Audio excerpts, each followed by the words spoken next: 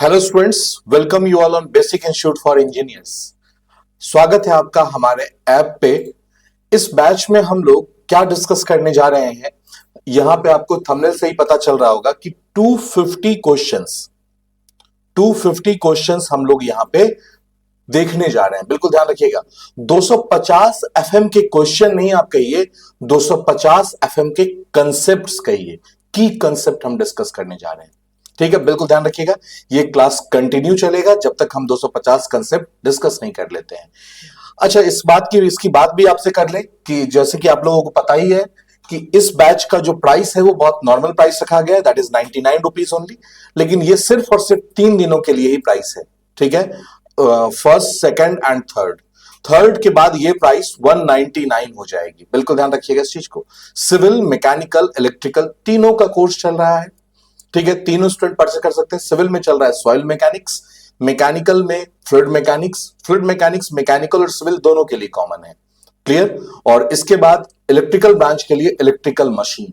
तो बिल्कुल ध्यान रखिएगा, बड़े अच्छे से पढ़ना है, एक एक कंसेप्ट को डिस्कस करेंगे और आपकी रिस्पॉन्स का भी वेट करेंगे। मतलब रिस्पॉन्स आपको भी करना है इस क्वेश्चन पे, क्लियर। रिस्पॉन्स जो है वो आपको भी करना है इस क्वेश्चन पे, ये चीज बिल्कुल ध्यान रखिएगा, ठीक है। तो स्टार्ट करते हैं क्वेश्चन। आज का जो पहला क्वेश्चन आपके स्क्रीन पे आया, देखो यहां पे हमने पहले थंबनेल बना के रख लिया ऐसी कहां से, टॉप 250 क्वेश्चन। ये हमेशा लगा हुआ रहेगा कि आपको दिखेगा कि ये बेस्ट 250 क्वेश्चन है, ठीक है। आपको 1000 क्वेश्चन मिलेंगे, लेकिन इस 1000 क्वेश्चन से ये कहीं बेहतर क्वेश्चन 250 है। बिल्कुल ध्यान रखिएगा इस चीज को। ये जो है पहला क्वेश्चन आपके स्क्रीन पे है, बड़ा ही बेसिक कंसेप्ट पे ये क्वेश्चन है।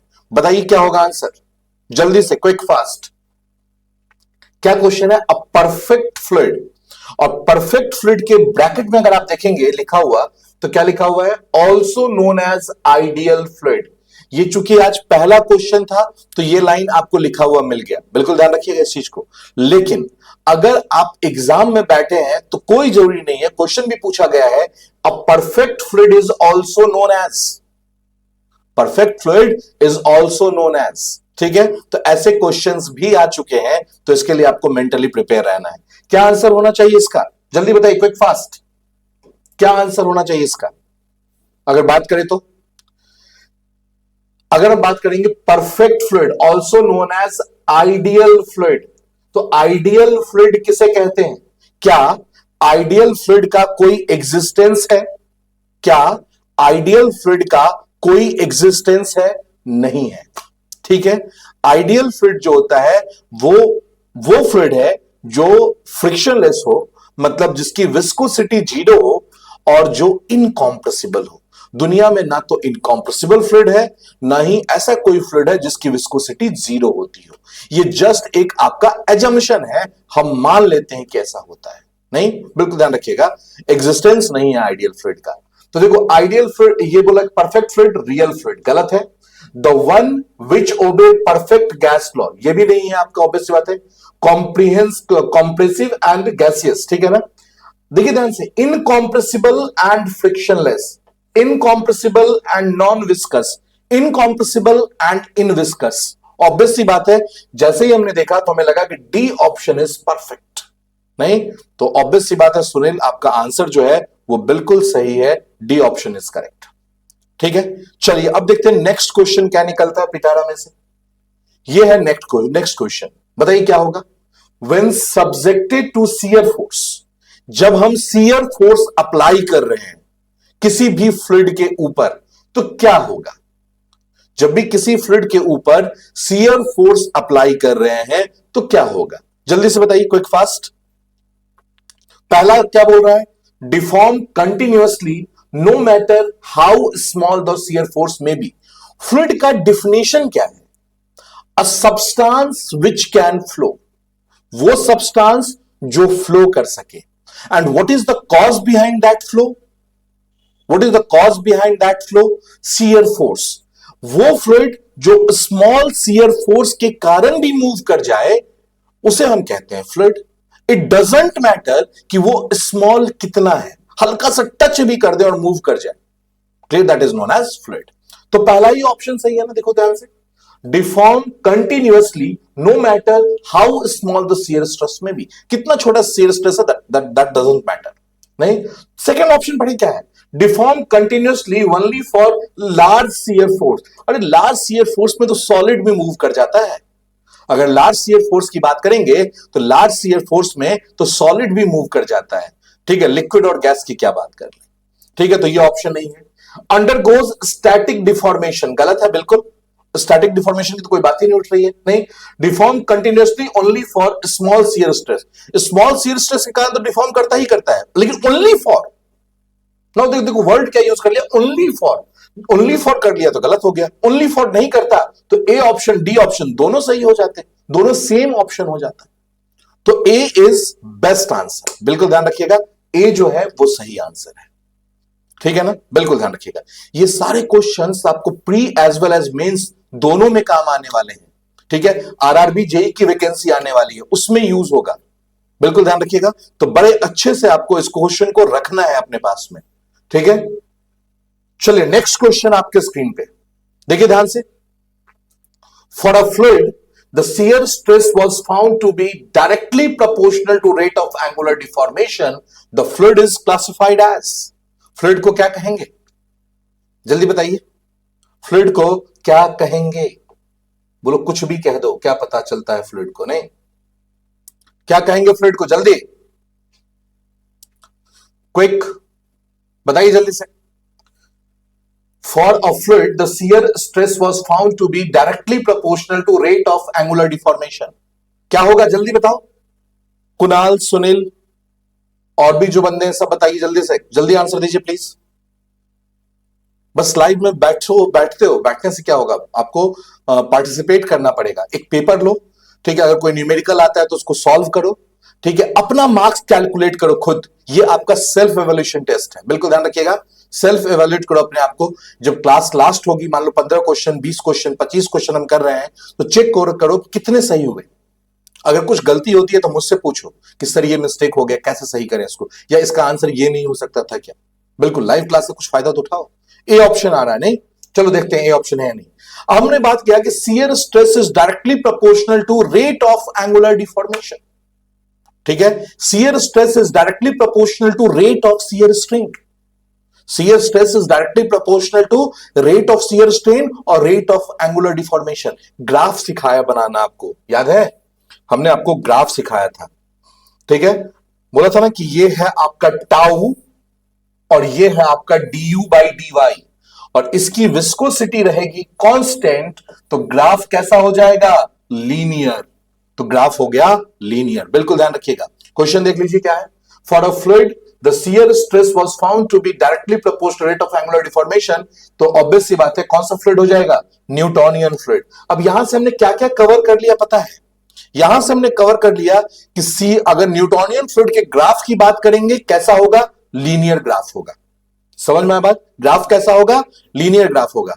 क्या है Newton's law of viscosity, shear stress is directly proportional rate of shear strain और रेट ऑफ एंगुलर डिफॉर्मेशन। एक बार नहीं हजारों बार ये क्वेश्चन पूछे जा चुके हैं।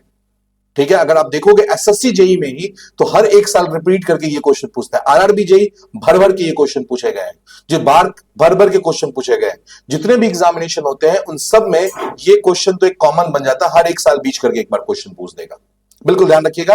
तो क्या होगा इसका, न्यूटोनियन फ्लूइड, तो A option is correct, A option is correct. चलिए आगे बढ़ते हैं, नेक्स्ट देखिए ध्यान से ये क्वेश्चन देखिए, बताइए क्या होगा, क्या बोल रहा है, if the relationship between shear stress tau and rate of shear strain du by dy is expressed as tau equals to k du upon dy to the power n। क्या दिया है, tau equals to k du by dy to the power n। Clear, the fluid with the exponent n less than 1 is known as, कौन सा फ्लूइड होगा, Newtonian fluid होगा क्या। हाँ, न्यूटोनियन फ्लूइड में n की वैल्यू 1 होती है।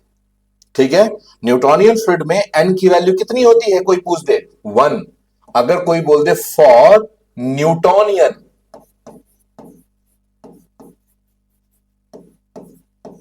तो a जो है उसकी वैल्यू म्यू के बराबर हो जाती है, n की वैल्यू 1 हो जाती है और b की वैल्यू 0 हो जाती है। नहीं तो टाउ बराबर इक्वेशन क्या हो जाता है, म्यू du अपॉन dy। यही जानते हैं ना।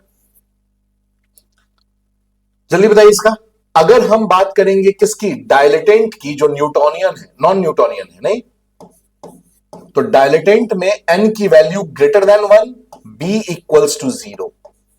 यहां पे b लिखा ही हुआ नहीं है, दिख रहा है आपको क्या b लिखा हुआ, यहां पे प्लस b नहीं लिखा हुआ है, मतलब b की वैल्यू कितनी है, 0। b नहीं लिखा हुआ है, इसका मतलब b की वैल्यू कितनी है, 0। ध्यान रखिएगा, जो चीज नहीं लिखा हुआ है उसको जबरदस्ती देखने की कोशिश नहीं करना है। b is 0। चलिए अब देखिए आगे यहां पे। तो अगर हम बात करेंगे सूडो की, सूडो तो n less than 1 and b equals to 0। मेरे ख्याल से यही तो हो गया। देखो ना, n लेस देन 1 और b है नहीं, n लेस देन 1 और b है ही नहीं, तो जो है ही नहीं उसको जबरदस्ती क्यों देखना है। क्लियर। तो ऑब्वियस सी बात है, क्या हो जाएगा, ये आपका pseudo fluid, pseudo plastic fluid. अगर हम यहीं पे बात कर ले बिंघम की, तो बिंघम के लिए क्या हो जाएगा, जल्दी बताइए। अगर यहीं हम बात कर ले बिंघम की, तो बिंघम के लिए n की वैल्यू क्या हो जाएगी, बिंघम के लिए n की वैल्यू क्या हो जाएगी, जल्दी क्विक फास्ट। बिंघम के लिए n की वैल्यू क्या हो जाएगी, what will be the value of n for Bingham plastic fluid.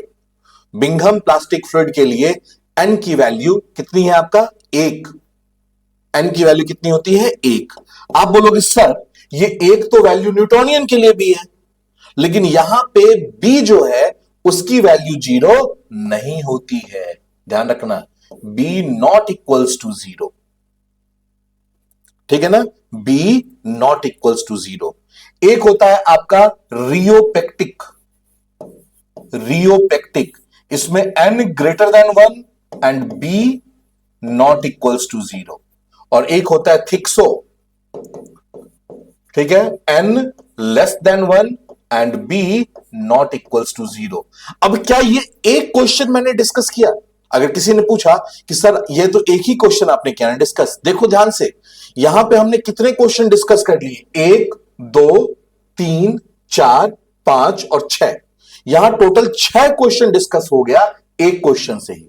अब हम क्या करते पता है, इसी क्वेश्चन को करते एक्सीड, यहां पे n ग्रेटर देन 1 दे देते हैं, फिर b नॉट इक्वल्स टू 0 दे देते हैं। तो आप कहते हैं नहीं सर 10 क्वेश्चन करवाए गए, तो वो तो रिपीटेड क्वेश्चन हो गया ना। अब ये एनालिसिस तो आपको खुद भी करना है, बिल्कुल ध्यान रखिएगा, ये एनालिसिस तो आपको खुद भी करना स्टार्ट करना है। चलिए नेक्स्ट क्वेश्चन लेते हैं आपके स्क्रीन पे। बड़ा ही जबरदस्त क्वेश्चन है, बताइए क्या होगा। बहुत ही जबरदस्त क्वेश्चन है, ईएससी का पूछा गया क्वेश्चन था पहले।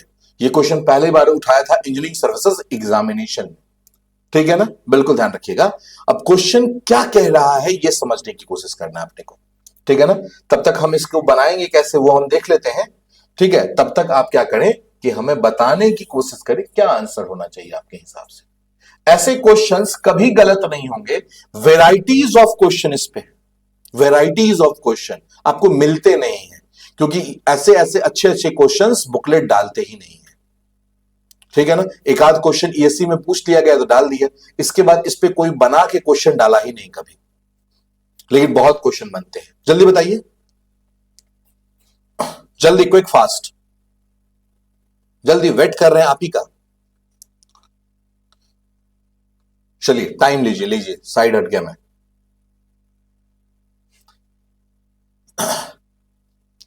A fluid indicated the following shear stress and deformation rate. Following shear stress and deformation rate क्या बोल रहा है, du by dy 0 1 2 4, tau 10 15 20 and 30। ठीक है ना, बिल्कुल ध्यान रखिएगा। सबसे पहला चीज देखो कि ये क्वेश्चन कैसे बनाना है, इसको ग्राफ पे प्लॉट करने की कोशिश करो, ठीक है ना। अब जब ग्राफ पे प्लॉट करेंगे तो देखो ध्यान से, ओरिजिन से अगर मान लो du by dy की वैल्यू 0 है तो टाउ की वैल्यू 10 है, दिख रहा है आपको, du by dy 0 तो टाउ की वैल्यू जो है वो 10 है। मतलब यहां तक अगर हम बात कर ले, यहां तक डिफॉर्मेशन हुआ ही नहीं है, ये टाउ है और ये है du by dy। देखो टाउ की value 0, du by D I 0, tau की वैल्यू 1 2 3 4, जब 10 हो गया तो अब यहां से डिफॉर्मेशन स्टार्ट होगा। मतलब इतने के लिए कोई डिफॉर्मेशन नहीं था। समझ में आया बात? इतने पोर्शन में कहीं कोई डिफॉर्मेशन हुआ ही नहीं। समझ में आ गया बात यहां तक?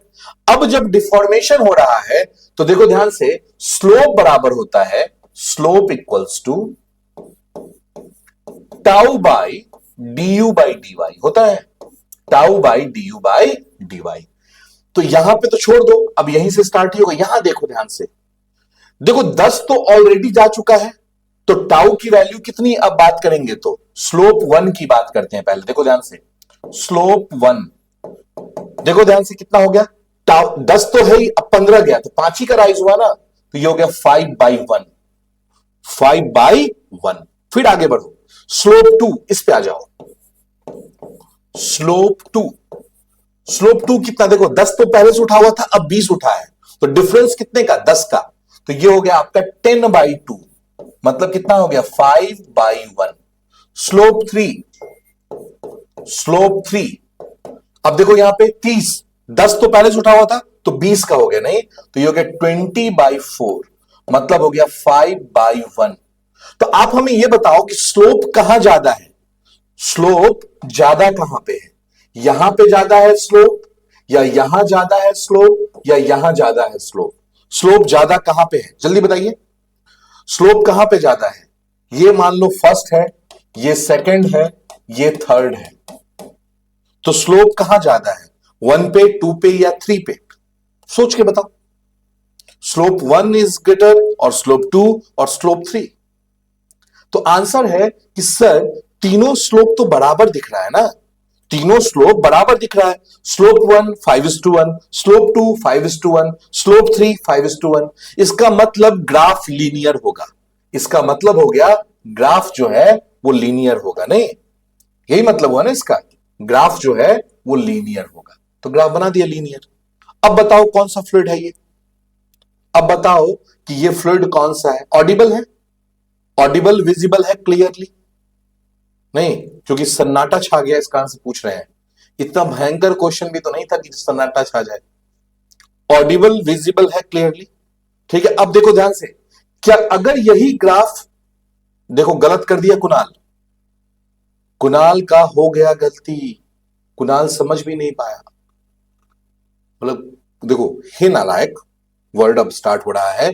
न्यूटोनियन तब होता है ना जब ये ग्राफ यहां से स्टार्ट होता, जब यहां लिखा रहता कि ये 0 तो ये भी 0, नहीं ये 0 तो ये भी 0, तो न्यूटोनियन हो जाता, ऑब्वियस सी बात है। लेकिन ये 0 तो ये 10 है ना, तो इसका मतलब ग्राफ ओरिजिन से तो स्टार्ट ही नहीं हो रहा है। जब ग्राफ ओरिजिन से स्टार्ट होता, ग्राफ लीनियर होता, तो न्यूटोनियन होता, नो डाउट, ठीक है। लेकिन यहां पे ग्राफ जो है दोनों का गलत हो गया, लेकिन यहां पे ग्राफ जो है ऐसा ग्राफ होता तो न्यूटोनियन होता, क्या है ऐसा? कितनी बार अभी अभी जस्ट बताया था ये गलती मत करना, फिर भी गलत कर बैठे।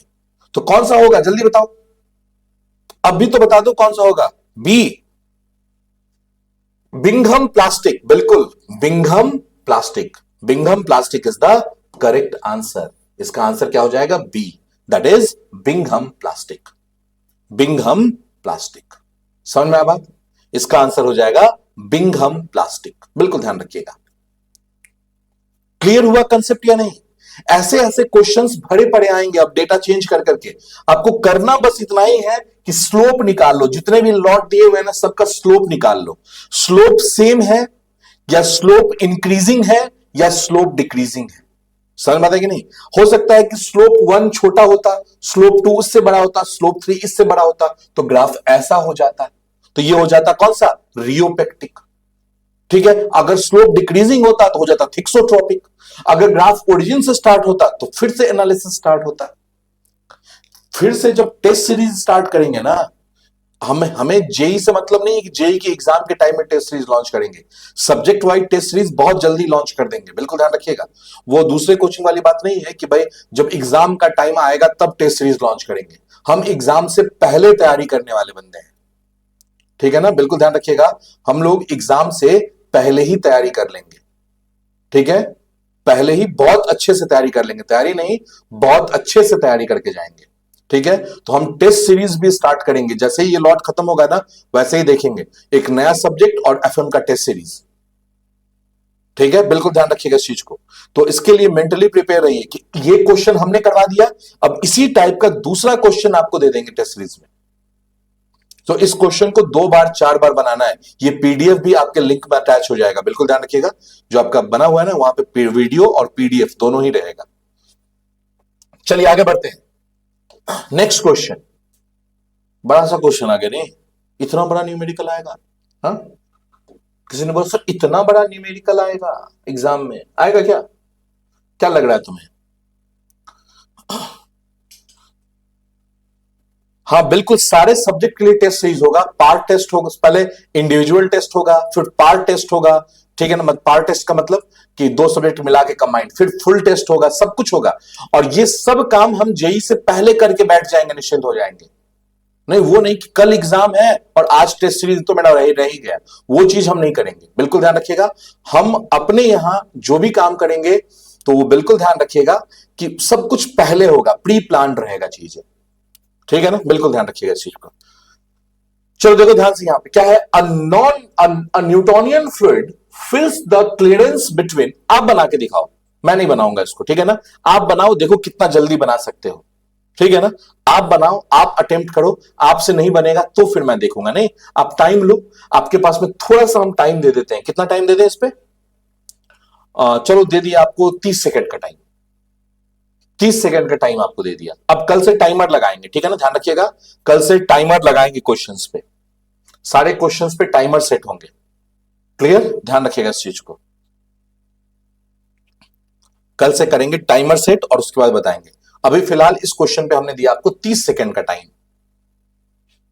बताइए जल्दी से, क्विक फास्ट, क्या होना चाहिए?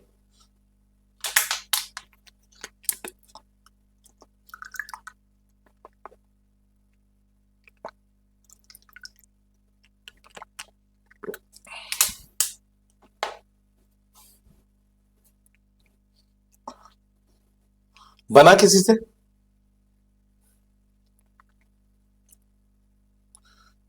चलो देखो ध्यान से, अब बहुत भारी क्वेश्चन था, नहीं इसके लिए क्षमा प्रार्थी, इतना टफ क्वेश्चन पूछ दिया। देखो, a Newtonian fluid fills the clearance between a shaft and a sleeve, shaft और स्लीव के बीच भरा हुआ है, ठीक है ना। When a force of 8800 is applied to the shaft parallel to the sleeve, the shaft attains a speed of 1.5 centimeter per second. If a force of 2.4 kilonewton is applied instead, ठीक है, मतलब कि 800 न्यूटन की जगह पे 2.4 kilonewton का अगर force लगा दें, the shaft would move with a speed of, force बराबर क्या होता है आपको पता है कि F इक्वल्स टू होता है mu A V upon Y. अब बोलोगे से कुछ दिया ही नहीं हुआ है, कैसे बना दे? तो जरूरत भी नहीं थी ना, सिर्फ फोर्स चेंज कर रहा है और वेलोसिटी पूछ रहा है। फोर्स चेंज करने से क्या फ्लूइड की म्यू चेंज कर जाएगी? फोर्स चेंज करने से क्या फ्लूइड की म्यू चेंज कर जाएगी? Answer is no. क्या एरिया चेंज कर जाएगा, कांटेक्ट एरिया? ना। क्या प्लेट के बीच का गैप चेंज कर जाएगा? नहीं। तो इसका मतलब क्या हम लिख सकते हैं F directly proportional to V, F directly proportional to V। इसका मतलब क्या हुआ पता है? F2 by F1 equals to V2 by V1, F2 by F1 equals to V2 by V1। अब F2 की वैल्यू कितनी है? 2.4 किलो न्यूटन, तो 2.4 into 10 to the power 3 by 800 equals to हो गया V2, और V1 की वैल्यू कितनी है? 1.5, 2 कैंसल, ये हो गया 0.3, मतलब आ गया 3, तो V2 इक्वल्स टू आ गया 4.5 सेंटीमीटर पर सेकेंड। कहीं कोई कैलकुलेटर यूज करना था ना, ठीक है, सिर्फ और सिर्फ क्या यूज करना था? दिमाग। वो कहीं नहीं मिलता है, ठीक है, सिर्फ और सिर्फ थोड़ा सा दिमाग लगाना है, वो मिले आएगा प्रैक्टिस से। जब आप जितना प्रैक्टिस करोगे ऑब्वियस सी बात है आपका दिमाग उतना ही चलना स्टार्ट होगा। क्लियर? तो क्या टिक कर दे इसमें? D option is correct, that is 4.5 centimetre per second. 4.5 centimetre per second. Simple सा क्वेश्चन हो गया। चलिए आगे बढ़े। Shall we go for next? अगले क्वेश्चन की तरफ मूव करते हैं। तो नेक्स्ट क्वेश्चन आपके स्क्रीन पे ये आ गया। देखो और बताओ, देखो समझो और बताओ क्या होगा आंसर इसका। नहीं बताओ जल्दी से, क्विक फास्ट। थोड़ा मैं पेन का कलर चेंज कर दूं, आज अभी इसी पे लिखेंगे, नहीं इसी पे लिखेंगे, ठीक है? बिल्कुल यही सॉल्यूशन करेगा, अच्छा लगेगा। चलो बताओ क्या होगा। क्वेश्चन देखो ध्यान से, क्वेश्चन समझो, क्वेश्चन समझो। पहले क्या बोल रहा है? A flow of viscous fluid, a flow of viscous fluid with mu equals to 1 newton second per metre square, mu दे रखा है, ठीक है, has a velocity distribution given by u equals to 0.9y minus y square. Shear stress पूछ रहा है eight 0.45, 0.45 पे shear stress की वैल्यू पूछी जा रही है, कैसे निकालेंगे? तो देखो ध्यान से, टाउ बराबर क्या होता है formula? Mu du upon dy, यही होता है ना। टाउ इक्वल्स टू होता है म्यू du अपॉन dy, यही होता है। क्लियर सी बात है। अब देखो यहां पे आप u की वैल्यू दे रखा है कितना? 0.9y minus y square. तो यहां से निकालो ना du अपॉन dy। जैसे ही du अपॉन dy निकालोगे तो यह आ जाएगा 0.9 minus 2y, 0.9 minus 2y। Clear? अब देखो ध्यान से, आपको du अपॉन dy कहां निकालना है? At y equals to 0.45। तो यह हो गया 0.9 माइनस 2 इंटू 0.45। क्या आ गया रिजल्ट? ये कितना आ गया? 0। ये आ गया 0। अब यहां पे लाके पुट कर दो म्यू इंटू 0, तो क्या आ जाएगा? 0। कोई ऑप्शन है क्या? कोई ऑप्शन है? देखो ना ध्यान से, बिल्कुल है। कौन सा option? C option is correct. कौन सा option? D, 0। C option is correct. नहीं अच्छा 0 लिखा तो मुझे डी दिख गया, ठीक है। C option is correct. Clear हुआ कंसेप्ट या नहीं हुआ? कोई कंफ्यूजन है? ठीक है, कोई कंफ्यूजन हो तो पूछते चलना है। चलिए आगे बढ़ते हैं नेक्स्ट क्वेश्चन की तरफ। नेक्स्ट क्वेश्चन देखिए और बताइए क्या होगा। जल्दी से, जल्दी से, क्विक फास्ट। थोड़ा सा स्पीड भी बढ़ाना है अपने को, ठीक है। आज चूंकि पहला क्लास है तो आज कम क्वेश्चन करेंगे, जैसे जैसे क्लास आगे बढ़ते जाएगा नंबर ऑफ क्वेश्चंस भी बढ़ाते चलेंगे, बिल्कुल ध्यान रखिए। क्या है? The bulk modulus of elasticity for a liquid, bulk modulus of elasticity for a liquid K किसका किसका फंक्शन होता है? K is the function of pressure as well as temperature. K बराबर क्या होता है? अगर के बराबर बात करें तो के इक्वल्स टू होता है DP upon minus DV by V, होता है ना। या फिर अगर हम बात करें तो ये होता है आपका रो डीपी अपॉन डी रो, रो डीपी अपॉन डी रो। क्लियर? अब देखो ध्यान से, दोनों में ही अगर बात करेंगे तो प्रेशर चेंज होगा तो डेंसिटी चेंज होगा, टेम्परेचर चेंज होगा तो डेंसिटी चेंज होगा। तो डी इज अ कांस्टेंट। क्यों? बल्क मॉडुलस की वैल्यू जो है वो बेसिकली कांस्टेंट मानी जाती है, कांस्टेंट होती थोड़ी ना है। सुनना ध्यान से, पूछ रहा है क्या कि the bulk modulus of elasticity for a liquid के। क्लियर? बोला कि मानी जाती है, होती थोड़ी ना है, ऑब्वियस सी बात है। अगर बात करेंगे तो लिख सकते हैं is the function of both temperature and pressure. Temperature पे भी डिपेंड करेगा और एज वेल एज प्रेशर पे भी डिपेंड करेगा, ठीक है। टेम्परेचर और प्रेशर दोनों पे ही डिपेंड करेगा, ठीक है। वैसे अगर हम बात करें तो बीटा की वैल्यू अगर 0 होगी तो इनकॉम्प्रेसिबल फ्लूइड होता है। समझ में आ रहा बात या नहीं? तो ये अभी आपका जेन्युइन क्वेश्चन चल रहा है, ये अजम्पशन बेस्ड क्वेश्चन नहीं है। प्रेशर चेंज करेंगे तब भी के की वैल्यू चेंज होगी, और डेंसिटी, टेम्परेचर चेंज करेंगे तो डेंसिटी चेंज होगा, वॉल्यूम चेंज होगा, तो ऑब्वियस सी बात है के की वैल्यू चेंज होते चली जाएगी। क्लियर? तो is a function of both temperature and pressure. तो A option is correct, not D option. बिल्कुल ध्यान रखिएगा, अक्सर बच्चे गलती करेंगे और कितने नंबर लेके आएंगे, माइनस। ठीक है, तो ये गलती आपको नहीं करनी है। चलिए आगे, नेक्स्ट क्वेश्चन देखिए ध्यान से। नेक्स्ट क्वेश्चन देखिए और बताइए क्या होगा। नेक्स्ट क्वेश्चन देखिए और बताइए क्या होगा, जल्दी से, क्विक फास्ट। नेक्स्ट क्वेश्चन देखिए और बताइए क्या होगा।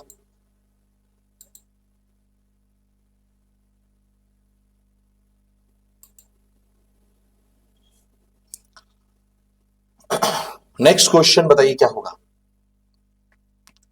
क्या बोल रहा है यहां पे, in a sample of water, देखो ध्यान से, in a sample of water an increase of pressure by 18 mega newton per metre square. मतलब क्या दे रखा है आपको, आपको दे रखा है डीपी कितना, 18 mega newton per metre square, 18 mega newton per metre square. Clear. अब देखो ध्यान से, 180, सुनील कैलकुलेशन वीक है आपका, चेक कीजिए एक बार फिर से। ठीक है, डीवी बाई वी कितना दे रखा है, 1% है ना, तो 1/100, 100 में एक, सुनना ध्यान से, 100 में एक। तो अगर हम बात करेंगे के की, बल्क मॉडुलस की, तो DP upon DV by V, तो डीपी की वैल्यू 18/1/100 कितना हो गया, 1800, नॉट 180, दैट इज 1800 नॉट 180, ध्यान रखिएगा कितना है, 1800। तो C option is correct, C option is correct. Clear, यहां पे सी ऑप्शन जो है वो सही है। चलिए आगे बढ़ते हैं, बढ़े, या कोई सस्पिशन है इसमें तो डाउट क्लियर करें या फिर आगे बढ़ जाए। अगर कोई सस्पिशन हो तो रुकते हैं यहां पे, अदरवाइज फिर आगे बढ़ते हैं। जल्दी बताइए प्लीज, अगर कोई सस्पिशन ना तो आगे बढ़े। अच्छा, टाइपिंग मिस्टेक, चलिए कोई बात नहीं, टाइपिंग मिस्टेक चलेगा, कंसेप्चुअल मिस्टेक नहीं होनी चाहिए। बड़ा ही शानदार जानदार क्वेश्चन है ये, नहीं, बहुत ही शानदार क्वेश्चन है ये, बड़ा ही आसान सा क्वेश्चन है, देखो और टिक करो। लेकिन गलती अगर हो गई कंसेप्ट में तो ब्लंडर हो जाएगा, ये चीज गलती हो गई तो ब्लंडर हो जाएगा। क्या बोल रहा है, the bulk modulus of elasticity के for a gas at constant temperature, T बराबर कह रहा है कांस्टेंट, मतलब प्रोसेस कैसा, आइसोथर्मल, प्रोसेस कैसा, आइसोथर्मल, पता है आपको। और आइसोथर्मल के लिए क्या होता है, केटी इक्वल्स टू पी, जानते हैं, केटी इक्वल्स टू पी, नहीं होता है क्या, केटी इक्वल्स टू पी, कैसे, पीवी इक्वल्स टू होता है एमआरटी, मैंने बता दिया है आपको ये सब चीजें, याद रखो।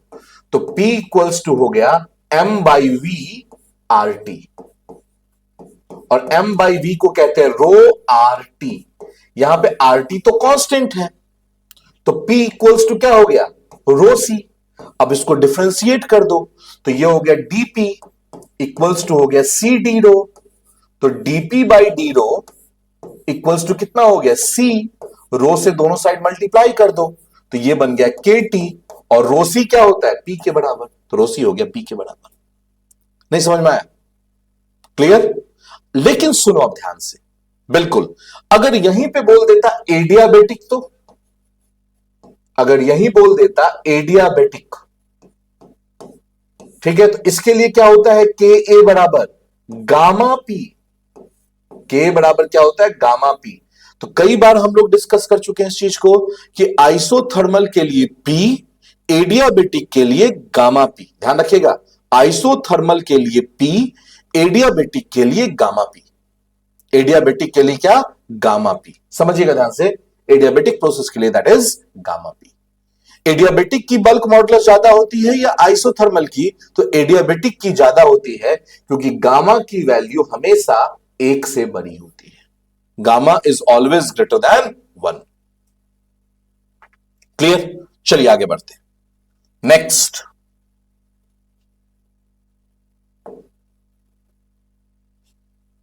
देखिए ध्यान से और बताइए, बड़ा ही जबरदस्त क्वेश्चन है ये भी, गामा टाइम्स मोर, बिल्कुल गामा टाइम्स मोर।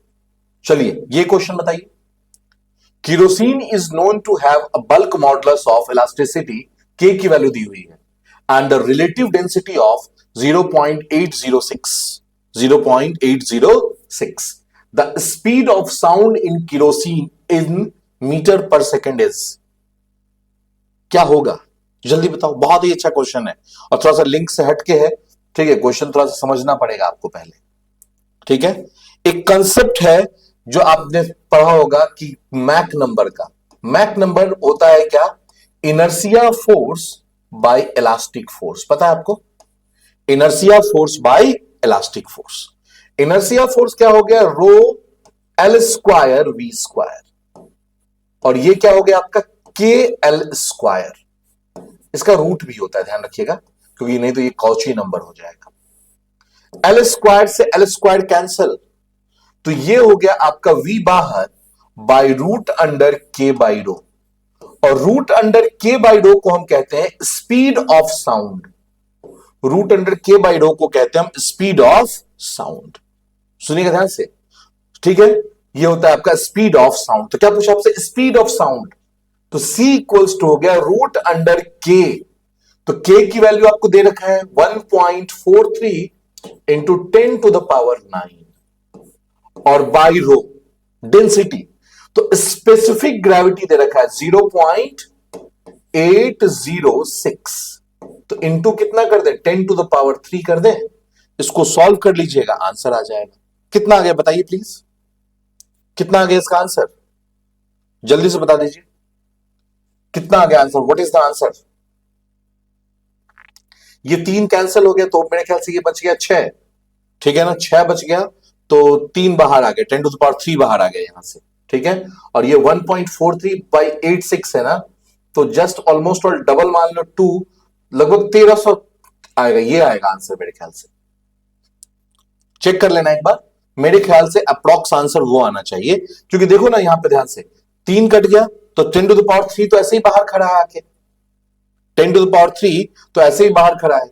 ये जो वैल्यू है ऑलमोस्ट ऑल देखोगे तो ये 1.6 मान लो, ये 0.8 मान लो, तो कितना हो गया? 0.2 आ गया ना। ऑब्वियस बात है, इसका रूट निकालोगे तो 1.44 आता है, तो ऑब्वियस सी बात है इसके अप्रॉक्स तो एक ही है, 1333, ठीक है। तो इसी कारण से हमने ये टिक किया है। कैलकुलेशन आप कर लेंगे तो पता चल जाएगा what will be the answer, कोई दिक्कत वाली बात नहीं है। चलिए नेक्स्ट क्वेश्चन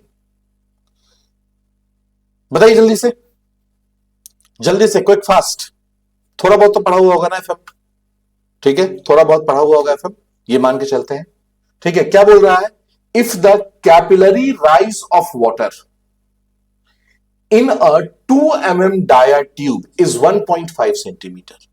कैपिलरी राइज का फॉर्मूला क्या होता है? H बराबर 4 sigma cos theta upon gamma D. ये होता है ना WD, जिसको कहते हैं गामा डी। तो क्या हम कह सकते हैं H inversely proportional to D? H जो है वो D के इनवर्सली प्रोपोर्शनल है। क्या ये बातें कही जा सकती हैं? बोला सर बिल्कुल कही जा सकती हैं, ये बातें बिल्कुल कही जा सकती हैं, ठीक है। तो इसका क्या बोल रहा है? The height of the capillary rise in a 0.5 mm dia tube. तो क्या हम कह सकते हैं H2/H1 इक्वल्स टू D1/D2, क्योंकि इनवर्सली प्रोपोर्शनल है, ठीक है। अब देखो ध्यान से, H2/H1 कितना दिया हुआ है?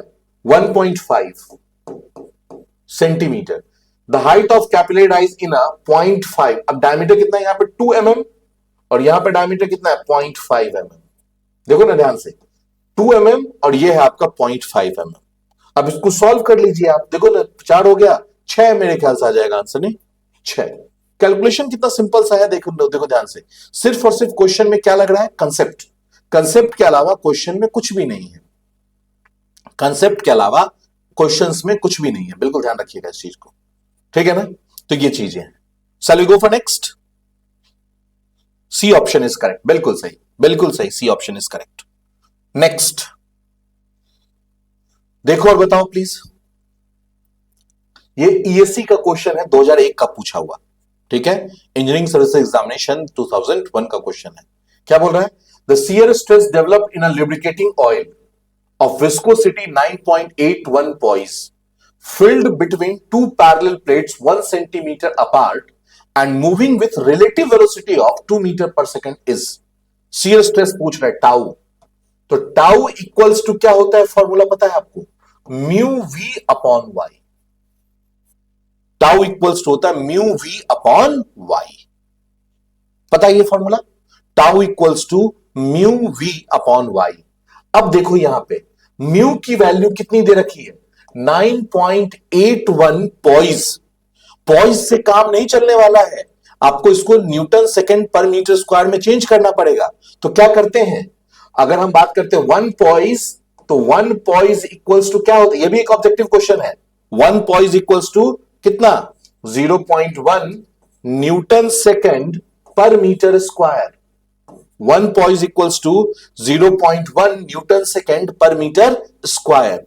तो इसको मल्टीप्लाई कर दें, 9.81 into 0.1, velocity 2 metre per second, और गैप क्या दिया हुआ है, क्या देखो तो ध्यान से, फिल बिटवीन टू पर 1 सेंटीमीटर अपार्ट। 1 सेंटीमीटर मतलब कितना हो गया, 10 टू द पावर -2 मीटर, ऊपर गया 10 टू द पावर 2 हो गया, ठीक है ना।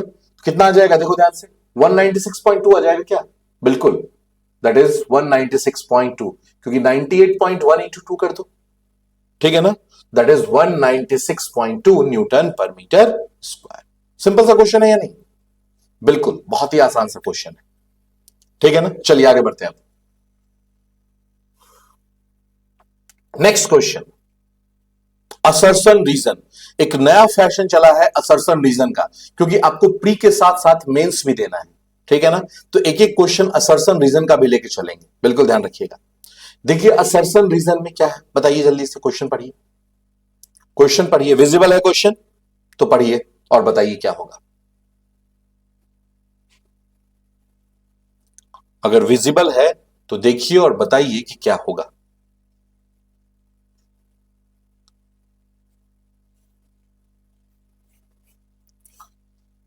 क्या कह रहा पहले, in general viscosity in liquid increases and in gas decreases with rise in temperature. सही है क्या सरसन, लिक्विड के केस में कह रहा है कि टेम्परेचर के साथ विस्कोसिटी बढ़ती है, और गैस के केस में बोल रहा है टेम्परेचर के साथ विस्कोसिटी घटती है।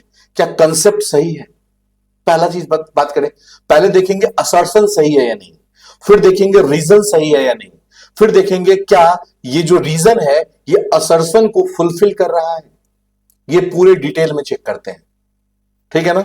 तो देखो ध्यान से, असर्शन तो गलत हो गया, असर्शन गलत हो गया, क्योंकि लिक्विड के केस में क्या होता है, विस्कोसिटी डिक्रीज करती है विथ इंक्रीज इन टेम्परेचर, और गैस के केस में क्या होता है, विस्कोसिटी इंक्रीज करती है विथ इंक्रीज इन टेम्परेचर। तो ये तो गलत हो गया, आगे पढ़ो। Viscosity is caused by intermolecular force of cohesion and due to transfer of molecular momentum between, बिल्कुल सही है ये, ठीक है ना। तो assertion is false but reason is true, ठीक है, असर्शन गलत है और रीजन सही है, ठीक है। अब ये बताओ कितने लोग ऐसे थे क्लास में जिनका 100% सही हुआ, जिनका सब सही है, जल्दी बताइए, कितने लोग ऐसे हैं जिनका सब सही है, टोटल क्वेश्चन जो है वो सही हो गया, बताइए। कोई भी ऐसा जिसका सब कुछ सही हो, सर मेरे कोई भी गलत नहीं हुआ है, अगर है तो बताइए प्लीज।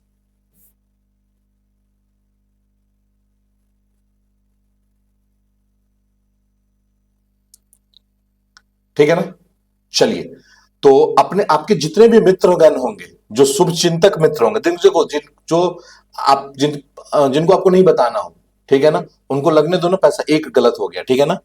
अदरवाइज बाद बाकी जो भी आपके मित्र हो उनको ये चीज जरूर बता दीजिएगा कि ये जो 99 का प्राइस है ना, ये सिर्फ और सिर्फ 3 तारीख तक वैलिड है, 3 फैब तक, ठीक है ना। इस 3 फैब के बाद इस कोर्स का प्राइस हो जाएगा फ्रॉम 4th ऑफ फैब, कितना हो जाएगा 199, ध्यान रखिएगा, दैट विल बी 199। तो जितनी जल्दी हो जो परचेज करना चाहे, 4 करेक्ट ओनली, बड़ा स्थिति खराब है कुणाल, सही करो, ठीक है ना। जो भी फ्रेंड आपके इसके बाद लेंगे 3 तारीख के बाद, फिर मैं कुछ नहीं कर सकता हूं, क्योंकि वो ऐप पे प्राइस होता है, वहां से स्कैन करके पे करना होता है, ठीक है ना, बिल्कुल ध्यान रखिएगा। तो उसके बाद 199 होगा, हो सकता है फिर 3 दिन के बाद प्राइस और हाइक हो, ये अप टू 499 तक जा सकता है। तो इसी कारण से जितनी जल्दी हो सके आप बैच में इनरोल कर लें, इनरोलमेंट बड़ा ही इजी है, ऐप डाउनलोड कीजिए, जैसे ही कोर्स देखिएगा, कोर्स परचेज पे जाइएगा, पे कीजिएगा स्कैन करके या फिर जैसा भी होगा, ठीक है, पेमेंट करके आप एडमिशन ले सकते हैं, ठीक है। बैच कंटिन्यू है, बैच लाइव प्लस रिकॉर्डेड दोनों ही मोड में अवेलेबल रहेगा।